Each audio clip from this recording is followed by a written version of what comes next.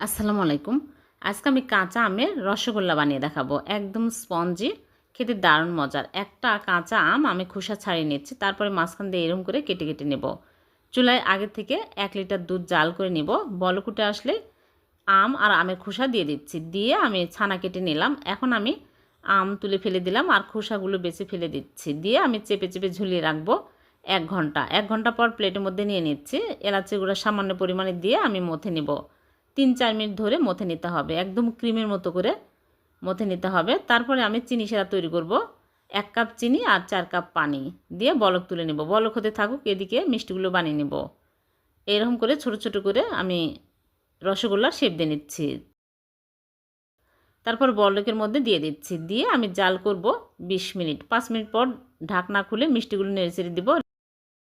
Green food colour দিয়ে দিলাম সামান্য পরিমাণে। দিয়ে আমি আম দিয়ে দিলাম পিস করে।